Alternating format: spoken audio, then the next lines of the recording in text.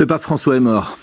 Le pape François est mort et l'information a été donnée il y a quelques secondes sur le fil de l'AFP. Il était né le 17 décembre 1936 à Buenos Aires.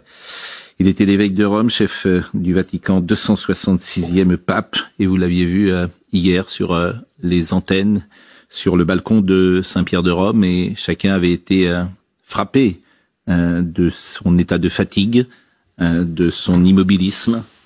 Il avait prononcé quelques mots, la bénédiction Urbi et Orbi, et il avait laissé ensuite la parole à celui que je citais tout à l'heure, qui est Monseigneur Ravelli, qui avait fait cette ultime déclaration.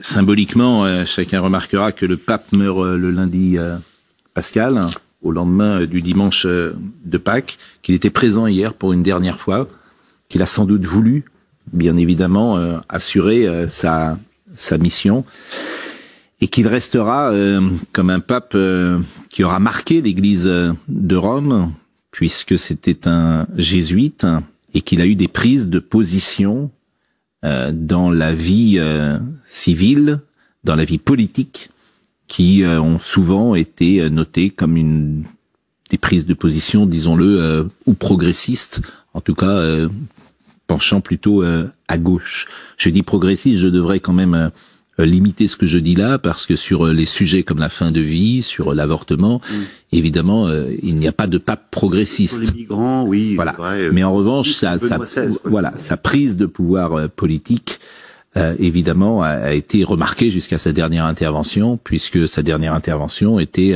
de demander le cessez-le-feu à Gaza. Vous voyez les images en direct de Saint-Pierre de Rome, qui va, je pense, se remplir au fil des minutes.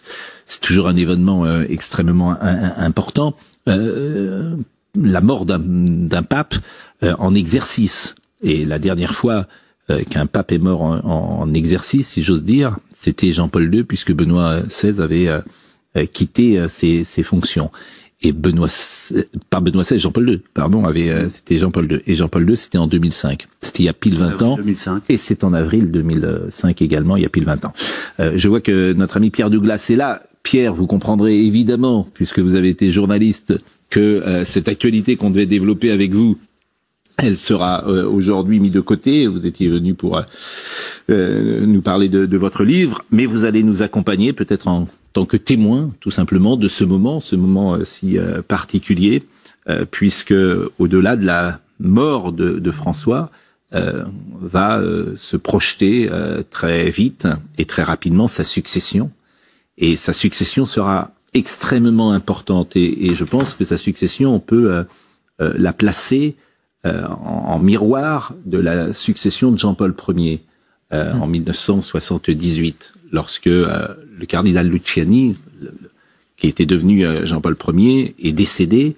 Il y avait eu un choix politique très fort, et ce choix politique très fort avait été la nomination de Jean-Paul II à l'issue du conclave.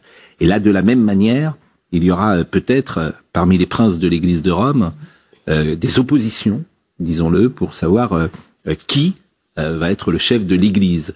Parce qu'au-delà de l'aspect religieux, chacun a conscience que nous vivons un moment politique particulier, et sans doute y aura-t-il, ce qui est bien normal, des affrontements ou des oppositions, disons-le.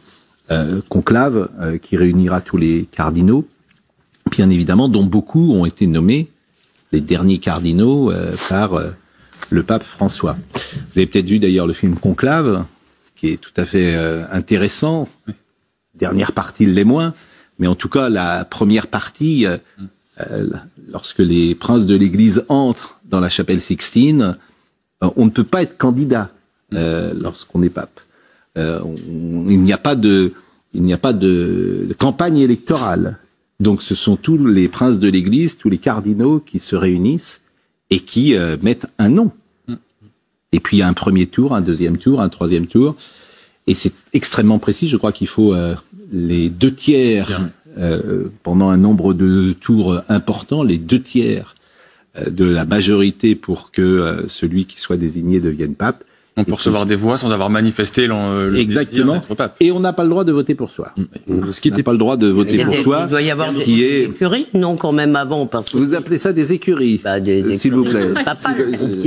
Des écuries papales, s'il vous plaît. Elisabeth Lévy, c'est un moment d'abord particulier. Mais il doit y avoir on n'est pas dans une campagne électorale. On n'est pas dans une campagne électorale. D'accord. Il y a des ne dites pas que l'Église serait la seule communauté humaine et communauté à ne pas être traversée par des enjeux de pouvoir. Et en l'occurrence, le pape François avait été élu de façon presque involontaire. Ça veut dire qu'après le retrait de Benoît XVI, quand les cardinaux s'étaient réunis, il y avait en effet certains qui étaient considérés comme des favoris, avec des logiques parfois de pré-campagne entre guillemets. Et lui était arrivé avec un discours de vérité, un discours christique. Il ne s'attendait absolument pas à devenir pape. Qu'est-ce que vous appelez un discours de vérité? C'est-à-dire qu'il avait dit, en tout cas selon les témoins, il avait dit l'Église est une institution, l'Église est aussi un lieu de pouvoir, un lieu, en tout cas au Vatican, d'apparat, de prestige, mais il ne faut pas oublier que nous sommes là pour servir la parole christique, c'est-à-dire la parole de quelqu'un qui a remis en cause la manière dont les institutions parfois fonctionnent comme des lieux d'opacité, voire d'hypocrisie. C'était ça le discours qu'il a porté. C'est pour cela que les cardinaux ont décidé d'en faire un pape. Et d'ailleurs, juste pour une anecdote, mais je trouve qu'il résume parfaitement la grandeur du pape François. Avant lui, il y avait, on les voit d'ailleurs à l'image,